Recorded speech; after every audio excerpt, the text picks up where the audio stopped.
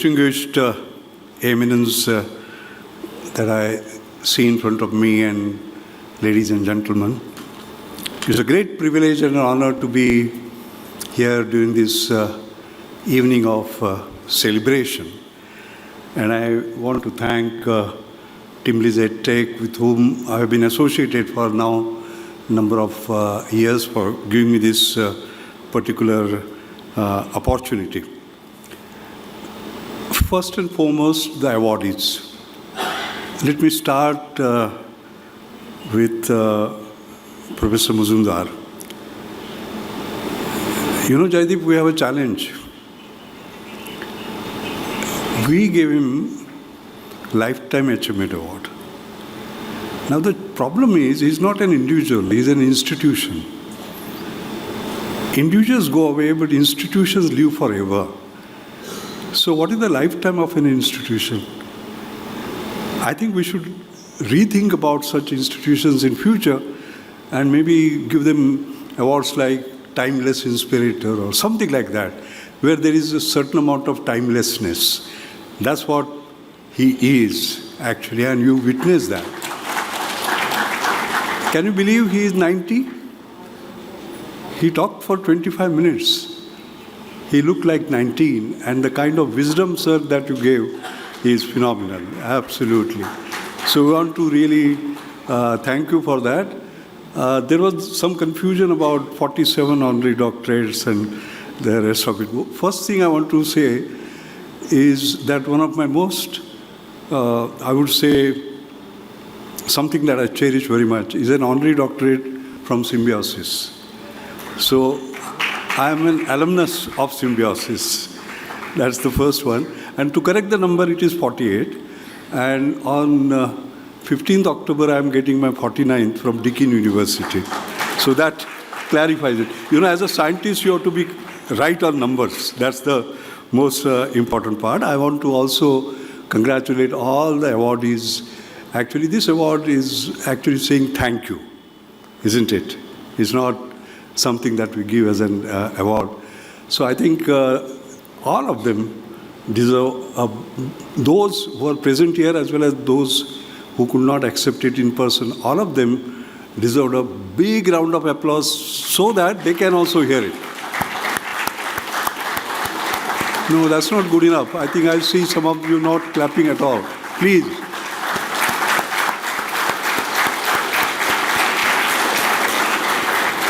Remember, clapping does not cost anything, and clapping burns calories. So it is always good to sort of do that. The theme that you all have thought, Shantanu, yourself, is a very important one. The theme is about ecosystem. Very important. And there are different players in that ecosystem. Like you said, industry, like you said, university, all right, it could be the civil society, NGOs, whole range of things. And Shantanu, it is like intermeshing of gears, all right? And one of the gears fails, and the entire machinery fails. So I think it is very important that we go back to that theme of ecosystem, because that is one of our challenges. Let me take just one example to illustrate the point. Something was said about green growth and green jobs. Yes, you are right. Because we are running out of time, as you know, and we have to make that transition to net zero. All right? And there, of course, we have an opportunity for jobs. So those are the green jobs. And there was a reference that was made about solar and the rest of it, etc., etc. And I have watched this field very closely because I've been on the board of Reliance for 17 years, and I've been chairing their Reliance Innovation Council and now the New Energy Council. And as you know, Mukesh Bhai wants to put in something like $50 billion, and a single location solar photovoltaic of 100 gigawatt is coming up as we speak, and so on. So I'm familiar with the field. That's the point I wanted to make. So that New Energy Council that I chair has kind of words who's who, like solar photovoltaic. Martin Green, his passive emitter rear cell technology is used in 85 to 90% installations, and he is a member, and people like that. Now, one of the things that you must have heard Mukesh Bhai say in AGM is about CBG, that is compressed biogas, and he announced some 50 plants and so on and so forth. Let's say there are 5,000 plants that you create of that 22 tons per day. You can save $18 billion of import. What do you require? What is the raw material? The sunlight, the land, the water, and the nutrients. None of this we have to import. Simple. So there is a big opportunity. Now there are jobs that can be created. How many jobs? This is a calculation that has been done. 1.5 million jobs for the number that I talked about, and 1.5 million one-time jobs, because we have to set up those plants. So that's not a small number. But now look at the ecosystem. The ecosystem involves those 5 famous L's: land, labor, law, logistics, and of course leadership. Finally, we have the leadership. The rest. Now, the news, Shantanu, day before yesterday? You saw the headlines? 50% of these plans have been delayed because of land issue. Where will you create the jobs? Intermeshing of gears, ecosystem, some part of it failing. Then, there's the issue of supply of raw material, agri-waste maybe. 80% of them are not running to capacity because that supply is not there. Why I'm mentioning this is that finally, when we look at jobs, yes, green jobs will come, but if these systems start failing, what will happen?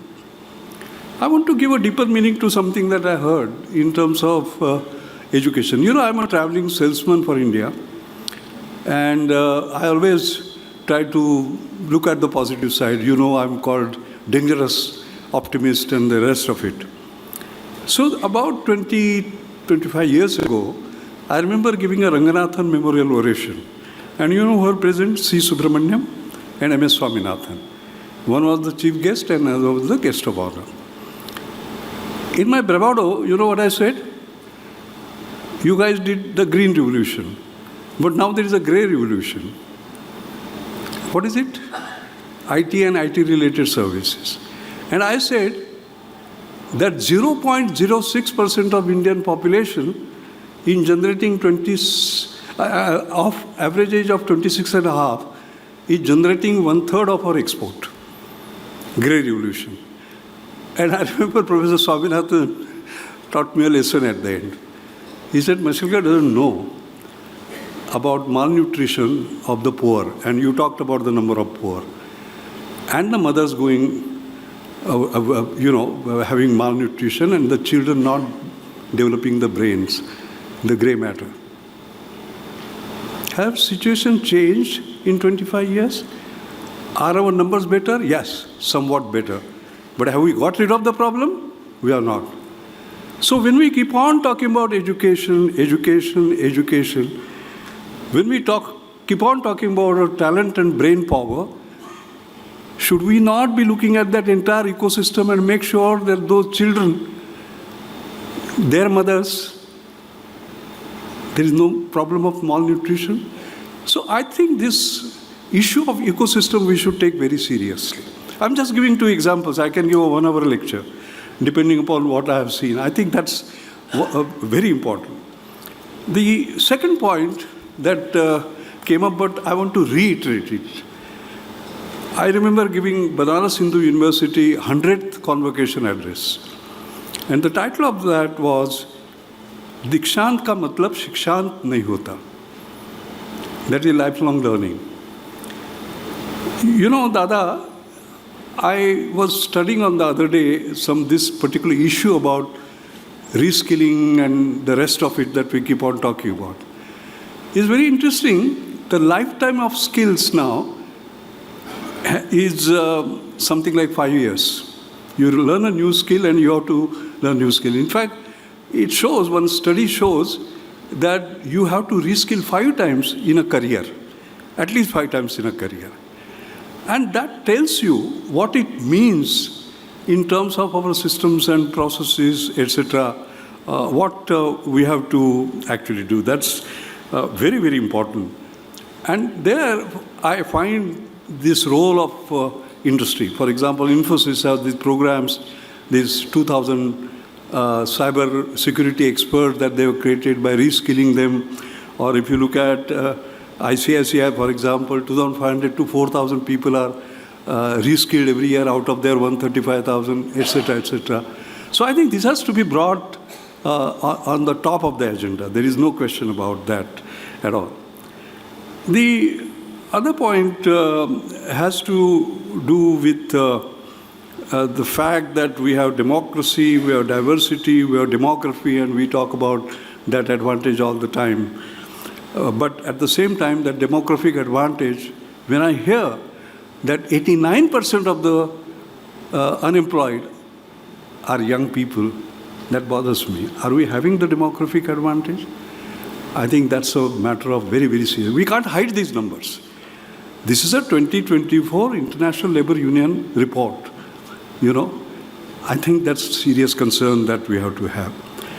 And the other thing, of course, no lecture is complete without talking about AI. I have seen that. No matter where I go, we have to talk about AI, and AI is going to be transformative. In many, many sort of different ways, I am seeing that. In fact, not only AI, it is the exponential technology that is going to be sort of challenging. It will sort of make certain jobs vanish, particularly repetitive and so on and so forth, but will also create new jobs. And setting that up is going to be, doing that is going to be very, very important in my opinion. And jobs today are fine, but career tomorrow, I think, is going to be an important issue, because on such a long period of time, if you are building careers, and if the changes, it is not the change, it is the rate of change, the rate of change that is so fast. And I think we have to move with speed, work at scale, and do it at sustainability. Finally, as a dangerous optimist, I must end by saying that different countries had different natural advantages by which they grew. US, for example, it was roads and railways. For Britain, it was textiles. For Sweden, it was timber and timber products. For Britain, it was textiles. For Denmark, it was milk and milk products. And for Middle East, it was oil. What is the oil for us? There is a single answer: Indian talent. That talent, however, has to be given an opportunity. Dada, you mentioned about my equation E equal to F, education equal to future. Yes, I believe in that, but I need to correct that equation. It is not just E equal to is. E plus opportunity, education plus opportunity is equal to future. I read that terrible report about in UP some 350 PhDs applying for a class 4 job. Education, they have PhDs. Opportunity, there is a challenge. That cannot be. I think that's extremely important. And that is why I learned quite a lot sitting right here. We require new ideas. We require out-of-the-box ideas so that we can do that with speed, scale, and sustainability. Thank you very much.